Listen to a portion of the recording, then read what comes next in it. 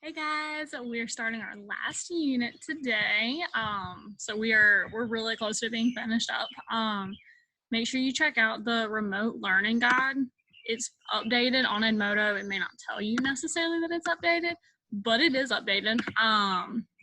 We have 2 more weeks of material left, and then we're gonna be done. So our last unit is on fish, amphibians, and reptiles. It's not a huge unit, so it kind of groups together the last 3 commonly kept animals as pets. So today we're going to go over fish breeds, saltwater versus freshwater. Basically, all of this week we're going to end up going over fish. And then next week we're going to do amphibians and reptiles. And we're basically going to be done. So today, slides 2 through 28, most of which are going to be on fish breeds. So I'll move to the PowerPoint.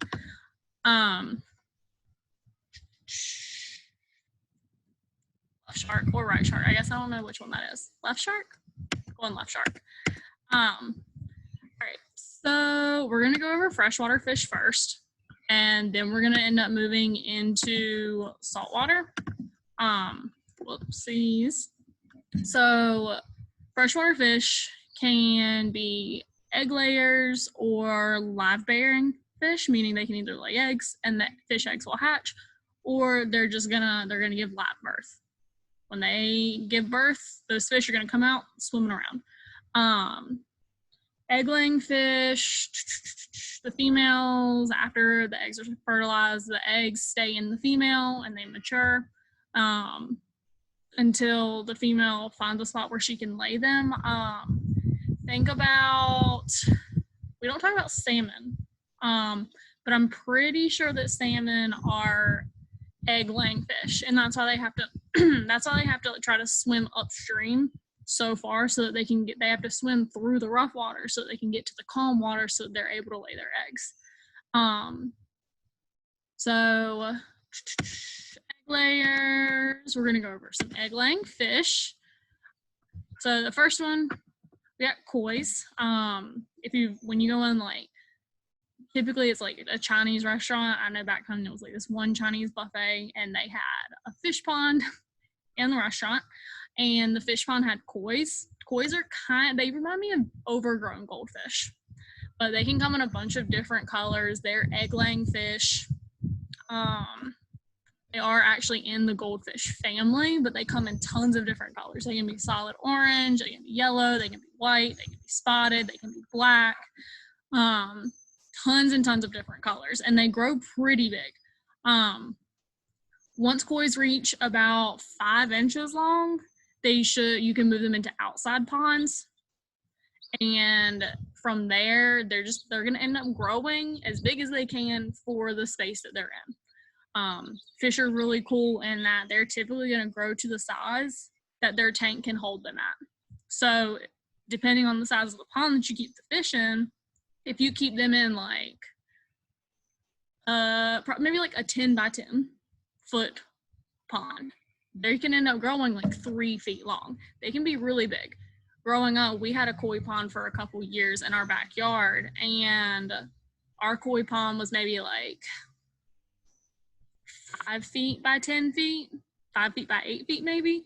And our koi's, they ended up growing to somewhere between like 1 and 1.5 feet long. Once they kind of reach a certain size, they stop growing.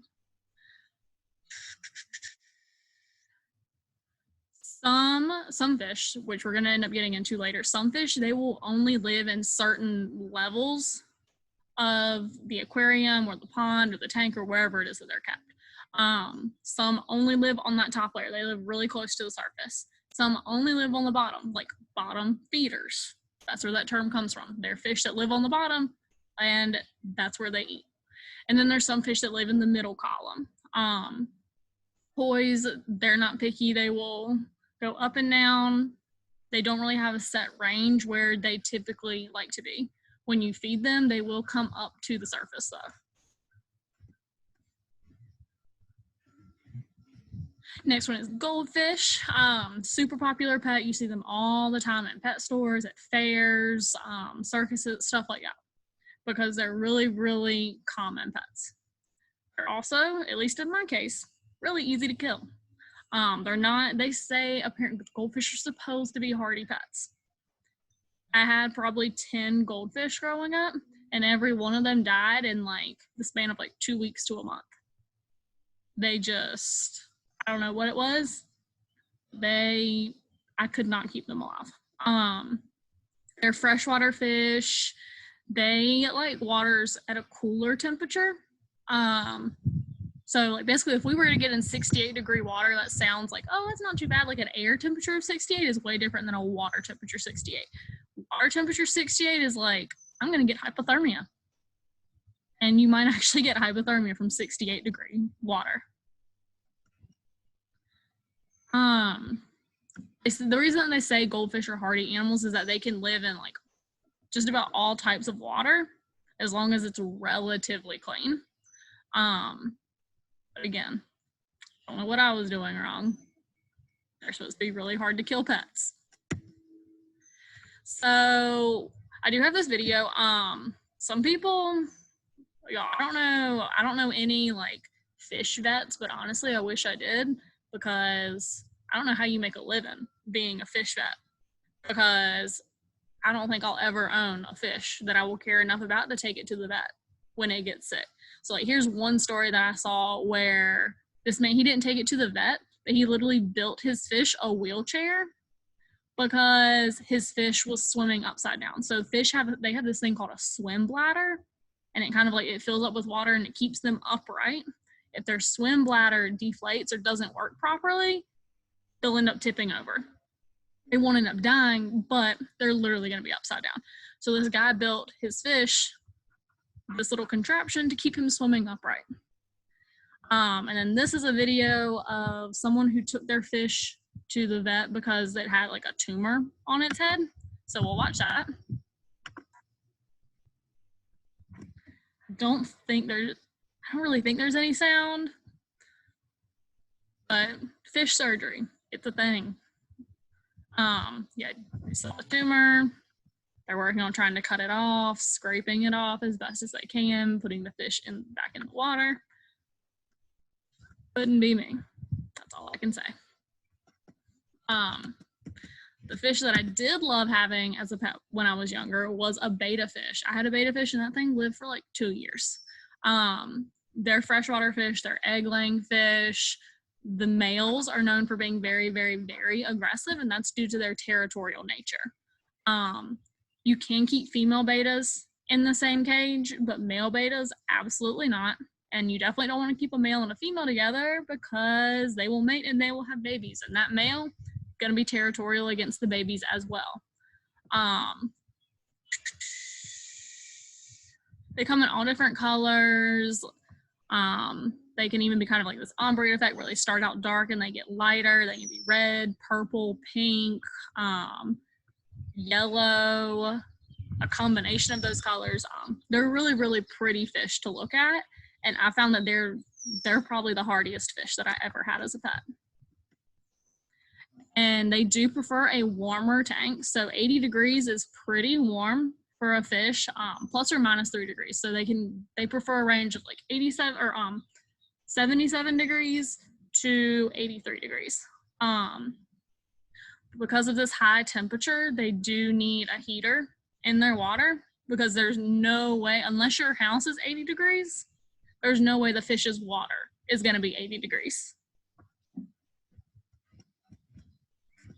Tetras, they're like cute little neon fish where they've got all these different little stripes. They are pretty easy to take care of. You buy them in like groups of like 10 plus, and they stay pretty small, like 1.5 inches to like maybe 3 inches. They're very social fish, so they like community aquariums, meaning they like aquariums with a bunch of other fish. And that can be fish of the same species, or it can be different species, but either way they like being in groups. And typically, like when you go to PetSmart or wherever you're going to buy them from, I don't think anyone will let you buy them in like groups of probably less than 5. I wouldn't think, because they're social fish. They need their group. They need their little colony. Barb fish, also freshwater fish. They like it around the medium-ish temperature, 73 to 77, and they are not necessarily bottom feeders, but they do live on that bottom row or level of the fish's tank. They're pretty small, 2 inches to 4 inches. They'll eat just about any kind of food that you will give them. They're not picky fish. You can buy catfish for your tank. You can't just like go out and catch a catfish in a pond and put it in there, because those are going to end up growing pretty big and probably eating your other fish. But you can buy ornamental catfish, meaning they're grown specifically for the purpose of you keeping them in a tank. The ornamental catfish breeds could be the upside down catfish, the glass catfish, or the electric catfish are common ones kept as pets. And they like their water closer to, they can stand like a pretty good range. 70 to 80 degrees is a relatively large range for fish to be able to live. Catfish are bottom feeders, so that means that whatever, you need to make sure that you're feeding your fish enough food so that whatever gets to the bottom, like they have enough food so that when it gets to the bottom, they're still gonna have something to eat. If you're feeding your fish and there's no food making it to the bottom, and you've got fish that are literally bottom feeders, then your fish are gonna be hungry. Chinese algae eaters, they're great for if you don't necessarily have time to feed, or not feed, but clean your fish's tank as much as you would like to. So you can get an algae eater. They kind of remind me of a catfish, but they're the ones that they suction almost to the side of the tank, and they go through and they eat the algae. They can grow pretty big depending on the size of the tank. They will eat algae anywhere in the tank, off of vegetation, off of rocks, off the side of the aquarium. They'll eat algae just about anywhere. And they can withstand a pretty good range of temperatures as well. Headstanders, they get their name because of the way that they swim, where they're almost completely standing on their head. They're middle to bottom dwellers, so you're not really gonna find them at the top of the tank. You're gonna find them somewhere between the middle and the bottom. And they like a warmer temperature. Fish, like aquarium temperature, is something very, very important for you to consider when you're picking out fish. You can't get fish that prefer really, really cold temperatures like goldfish and mix them with fish like the headstander that prefers an 80-degree fish tank, because one of the two is they're not going to make it, because their body, they can't sustain living in a temperature not meant for them. Okay, so moving on to live-bearing fish. Fish that are going to give birth to live little babies that are going to go swimming around. Live-bearing fish typically live in shoals, which is the name for a group of fish, like a colony or a flock of fish.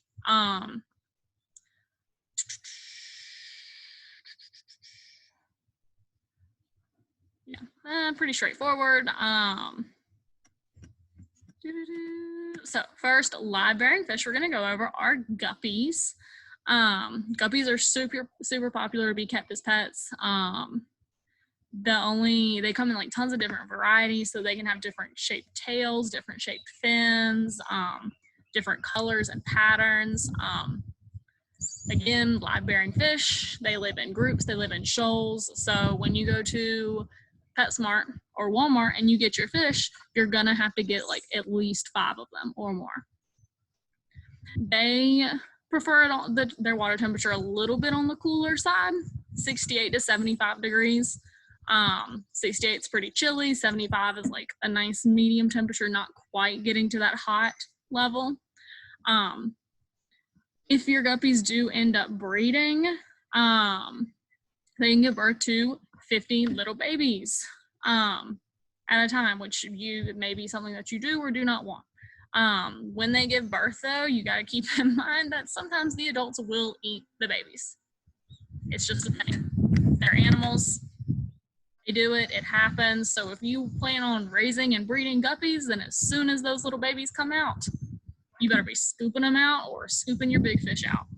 Because if you leave them both in there together, they're probably not going to cohabitate very well.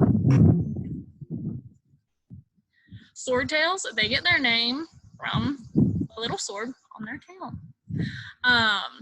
They like an environment similar to the guppies, 68 to 70 degrees, so a little bit on the cooler side. They end up being like about 3 inches, and then when you add in their tail, they can get a little bit closer to 4 inches long. But they get along pretty well with guppies because of their environmental similarities. Mollies. Mollies are black colored fish. They live in groups. They're tiny little fish. They like it. They can withstand like a relatively good range. So 72 to 82 degrees. They like being in groups.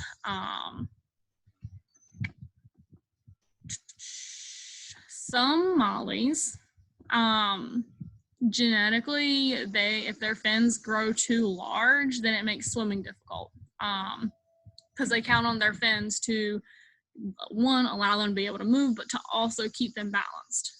So thinking about Nemo, how Nemo had one little fin and then one big fin. And it made swimming a little bit harder for him because one side was basically stronger than the other. And again, live-bearing fish, they like to live in shoals of at least 5. Mollies prefer groups larger than that of like 10 to 15. Platypus, I always think of platypus like platypus. Platypus are pretty popular fish. You always see them at Walmart and you never really know what they are. They always remind me of like a baseball diamond because of how tall they are, how tall and skinny.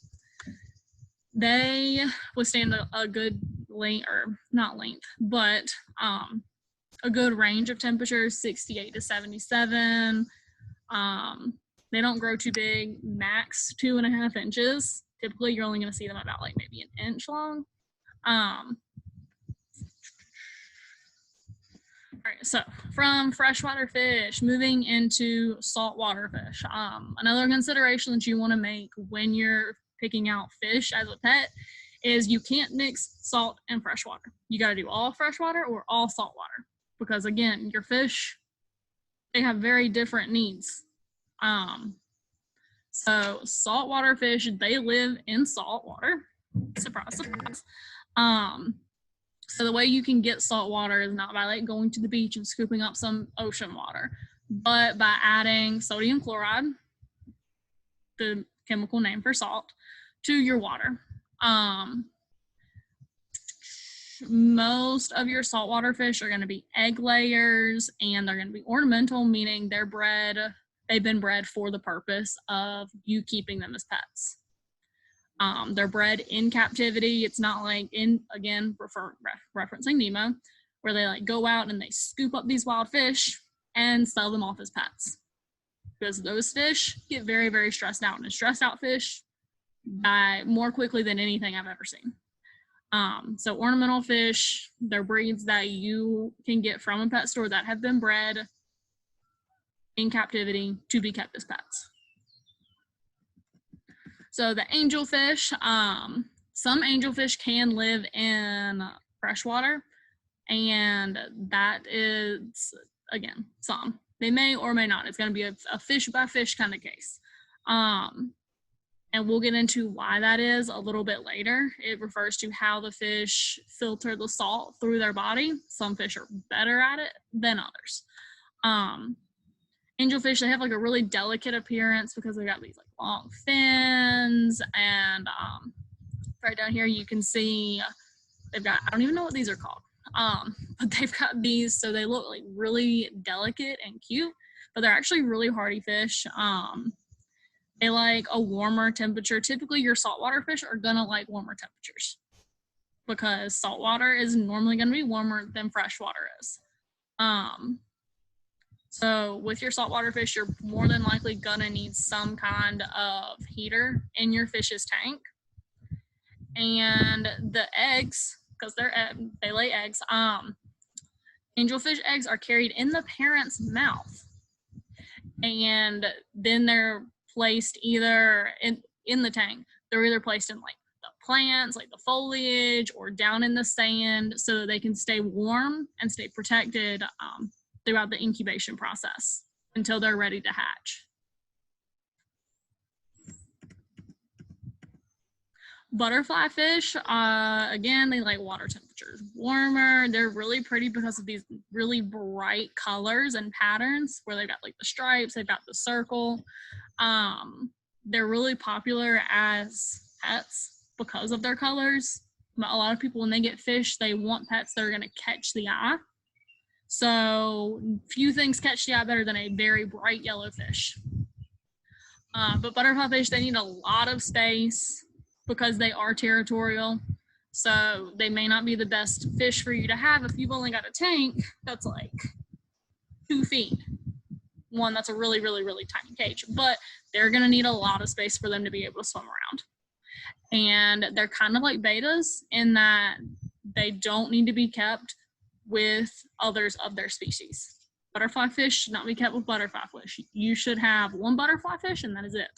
No more. At least not in the same cage. Bracelets, they're smaller. They've got this really cool coloration of where they start out purple and it fades to pink and then it goes to yellow. They have a smaller temperature threshold, 79 to 82 degrees. That's only 3 degrees, whereas like your other fish, they have like almost like a 10-degree range. They like to eat brine shrimps, so little bitty shrimps. And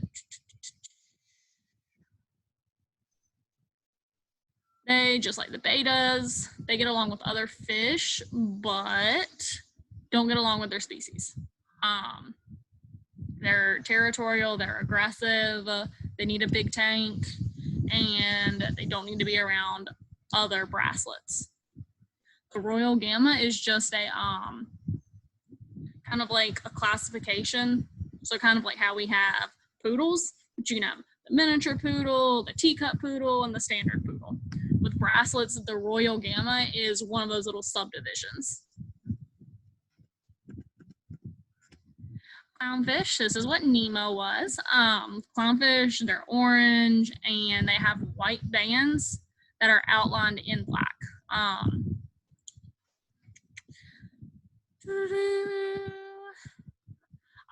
All things considered, Nemo did a really good job of capturing like how clownfish actually live. They do live in sea anemones. And they do kind of live in this mutually beneficial relationship with the anemones. They're able to swim into the anemone where they're able to like lay their eggs. They're able to live, and they keep out, the sea anemone keeps out anything that may try to get them. Sergeant majors, I think this is like a really funny name for a fish. Sergeant majors, they can grow to be relatively big, like 7 inches. And they have this bluish silvery kind of color with yellow at the top and then black stripes. They kind of remind me of like a tiger, honestly. So I would, if I were in charge of naming the fish, I would have named it a tiger fish and not the sergeant major. So done with breeds, just a few slides on like some terminology related to fish. Ornamental fish, we kind of already talked about it, but they're fish that are kept, they're bred for people to keep as pets, and typically they're gonna be cool looking. They're gonna have like bright colors, fancy fins, something that's gonna like get people's attention. And they're not really fish that you're gonna eat. So like catfish. Ornamental breeds of catfish kept as pets. Not ornamental breeds of catfish are eaten for food. Tropical fish are really popular for aquariums, but you got to remember that tropical means warm, meaning warm temperatures, which means a heated tank and lots of special needs and probably salt water. Marine fish are fish that are kept in saltwater aquariums. Think of like a marina is like a dock near the ocean. Marine fish are going to be more colorful than freshwater varieties, and that's just because of the environment that we find freshwater. Freshwater, you don't really, it's going to be kind of dark, it's going to be kind of murky, it's going to be brownish color because that's just the color of freshwater. So the fish, in order to be able to survive, they have to be able to hide and blend in, meaning they're going to have to be this kind of brownish color. If you had a red fish, or if you had a clownfish living in a pond, the fish that eat other fish, they would see that fish and they'd be like, yeah, found him. Literally blinking, basically, saying, come and get me. So freshwater fish have to be darker.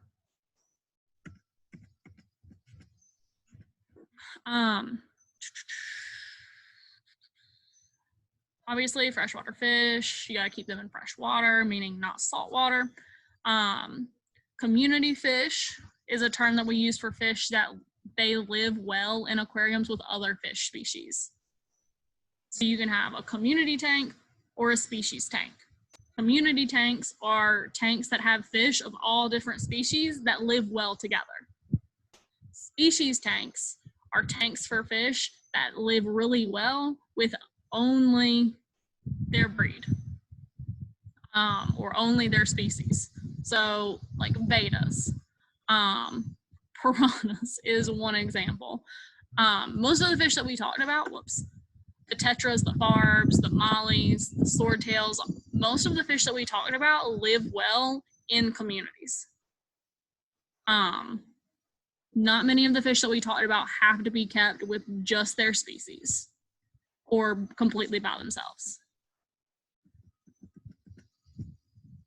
So the gonopodium, that's what this is right here.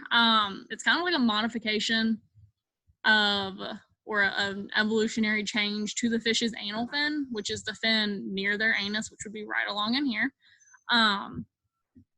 It's almost like an extension. It's a tube that helps fish that are live-bearing fish, meaning their species don't lay eggs, they give birth live.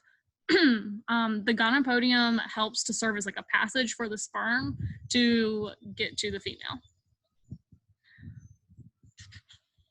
And we already talked about live bearers versus egg layers.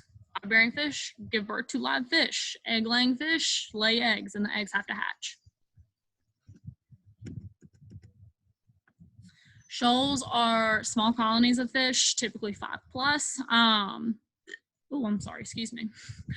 The catfish, the tetras, let me go back. Swordtails, guppies, mollies, basically all of these little live-bearing fish, they live in shoals. They live in groups with each other because they're little tiny fish and there is strength in numbers. Spawning is a term for, it's kind of like, it's a ritual that fish go through. And this is where we talk about salmon, where salmon swim upstream. They literally swim against the current to be able to get to the calm waters where they can lay their eggs.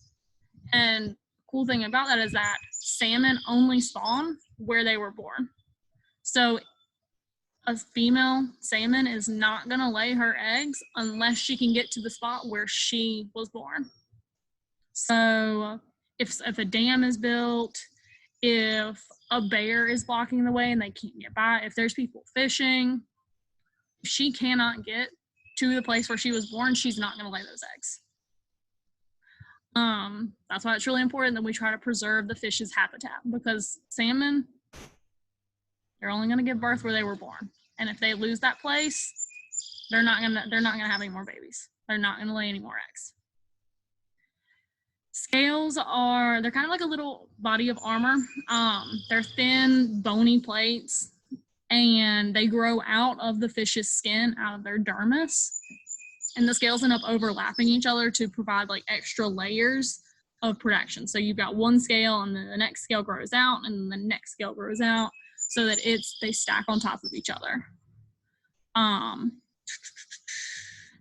The exposed part of the scale, so the part that's like right out here, right where my fingers are, that part is going to be covered with a slimy kind of mucus, which is why, like, if you pick up a fish, they're kind of gooey if they have scales. That mucus is to try to help fish from getting waterborne bacteria. We're going to get into fish diseases in a couple of days, and you're going to see that there are quite a few diseases that start with fish coming in contact with some kind of bacteria. So what you guys are going to do, we'll pull up this assignment. So you are given a scenario. You've decided that you would like a pet. You told your parents, and they say before you can get an animal that requires a lot of care, like a dog, because everyone wants a dog. Before you can get a dog, you got to show them that you can take care of a fish. So they want you to put together a list of 5 to 10 fish that will live together harmoniously in a tank. They want to know what type of fish. Are you getting saltwater or freshwater? The breeds of those fish that you're going to get, how big they might grow to, and how many of them are you going to purchase. So if you get something like the platypus, you would put down the platypus. Let's go up here. Let's look. Platypus, where are you? Maybe I'll just search for it. Perfect. So the platypus will grow to 2.5 inches long. So 2.5 inches. They are freshwater fish. So I would put freshwater right here. All my fish now have to be freshwater. They like to live in groups, so I'm gonna say I'm gonna get 5 of them. And is there any other information? This is where I'm gonna put the temperature, 68 to 77 degrees. So that I can keep in mind that I have to pick fish that are freshwater and that can live in 68 to 77 degree temperatures. So mollies, if I said I wanted mollies, they live 72 to 82 degrees. So when I get my fish, I have to find a temperature that is not higher than 77, but not lower than 72. So basically it has to be 72 degrees, 73 degrees, 74 degrees, 75 degrees, 76, or 77 degrees. Can't be higher than that, can't be lower than that, because otherwise the platies or the mollies are gonna suffer. So you have to pick out 5 to 10 different breeds of fish. So this, even though I'm getting 5 of them, the platypus only counts once. You gotta do at least 4 more fish breeds, and they all have to either be, depending on whether you choose saltwater or freshwater, and they all have to be able to live in the same temperature requirements. So you guys, y'all work on that. Good luck. Hopefully I'll see you guys on Tuesday or Thursday for Zooms. I miss you guys. Let me know what it is I can help y'all with. But take it easy, guys. See y'all.